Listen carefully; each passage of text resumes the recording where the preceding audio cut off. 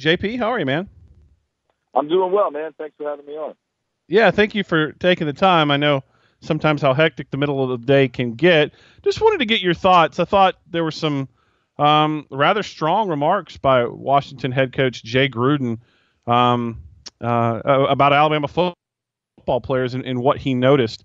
And they came kind of on the heels of some criticism. Alabama players had slid in the draft, a few of them, and Colin Cowherd was out saying that Alabama players were beat up, but Washington certainly felt pretty good about getting two Alabama players in the first 2 days. Kind of tell us what Jay Gruden said in the context of how that came up in the line of Yeah, questioning. absolutely. I think, honestly, I think around the NFL, that notion is laughable that you don't want guys from Bama.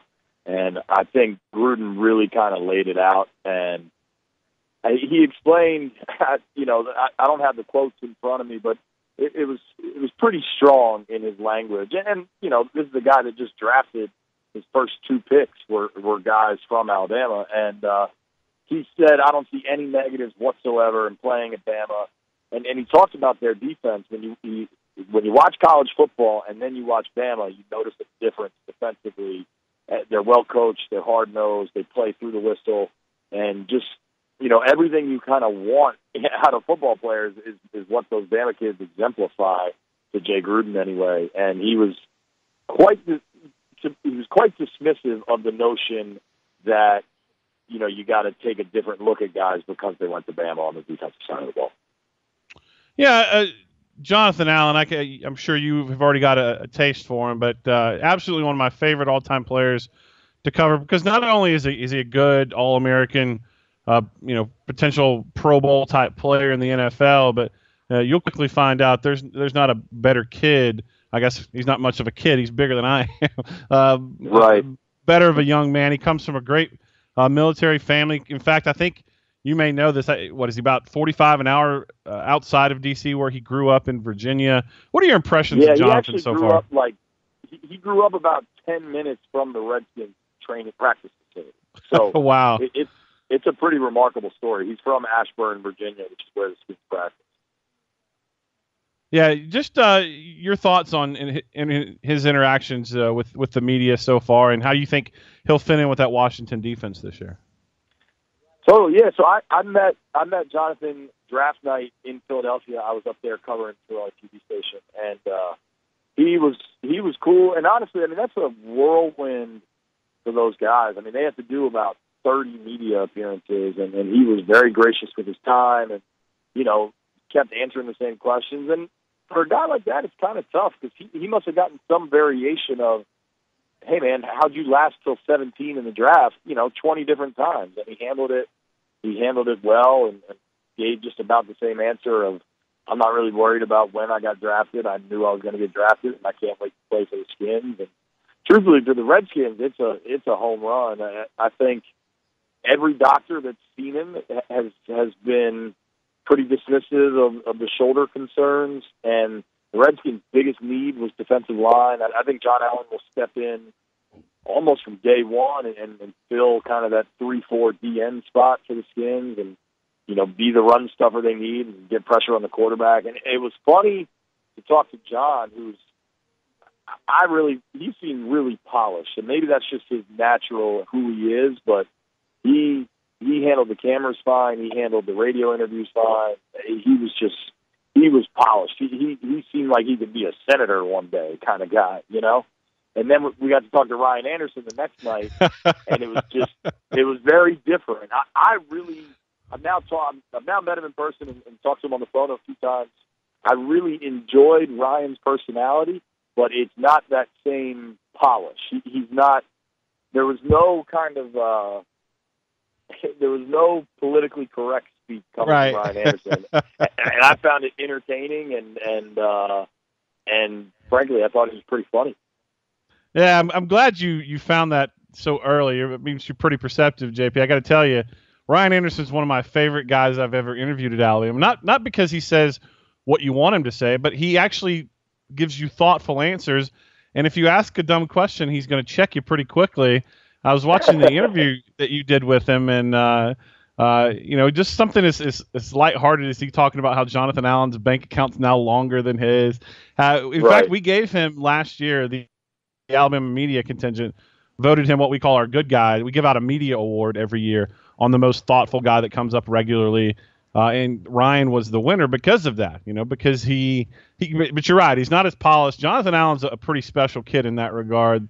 He just, it's not hard to imagine why Nick Saban loved him so much. But what do you think of Ryan, and how does Ryan fit in with this defense? I like one of the questions you asked Jonathan was, Ryan's not a combine guy. Ryan's a football player, and his stuff, what you like about Ryan Anderson's always on the film. Yeah, absolutely. I mean, just in talking with him, I found him refreshingly fun.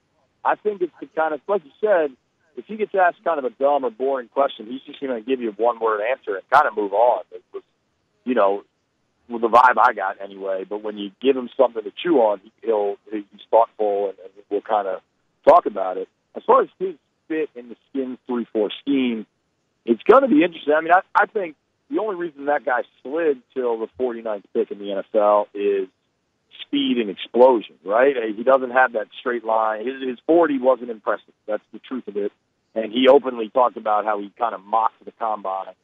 He said, I don't care about the combine. I don't care about doing drills. I just want to whip the guy in front of me's butt is what I'll say on radio, but he said a different word. Yes, he did.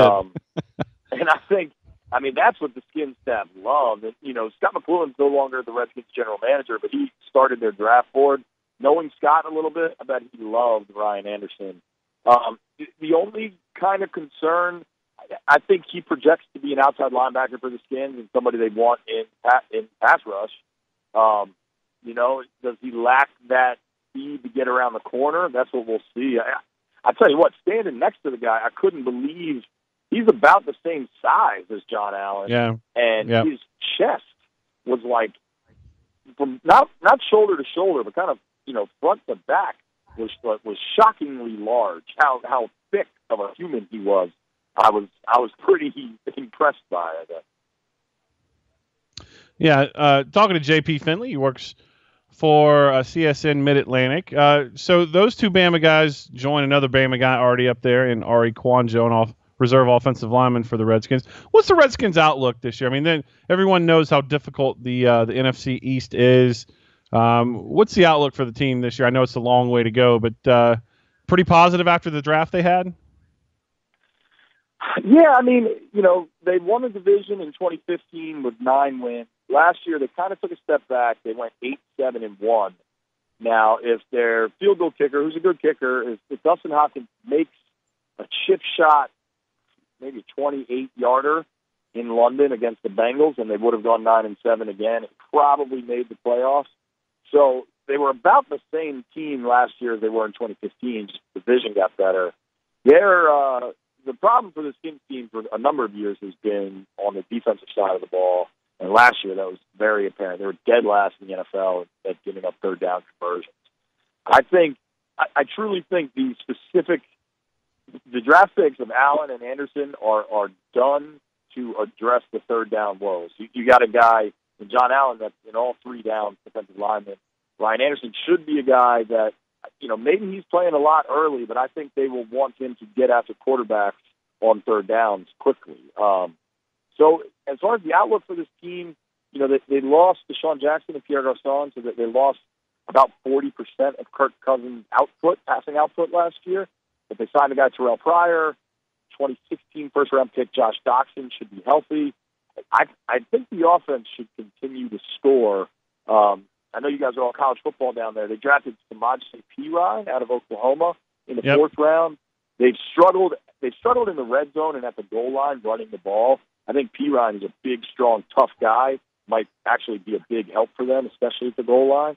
And I think, like you said, the NFC East is awfully tough. I think the Giants, your boy Landon Collins has that defense playing at a whole nother level. I think the Giants will win the division, and I think the Redskins and the Cowboys will be competing for wild card spots. I think the Skins should be right around that 9-win season. Maybe they can get to 10. Maybe they slip to 8. And that'll kind of determine how far they go. Well, I know a lot more people in this region are going to have a lot more interest in the Washington Redskins with two Alabama's best headed there. JP, can't thank you enough for your time. And if you get a chance, ask Ryan Anderson about the Birmingham Biscuit Bowl. You will not be disappointed. I saw that clip. Was that something you did with him?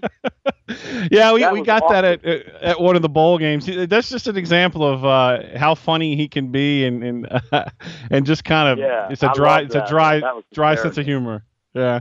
Hey, well, JP, thanks so much. Go ahead. Yeah, I can't wait for him to go through the absurdity that is NFL preseason, because maybe not his rookie year, but by his second year, he's going to have something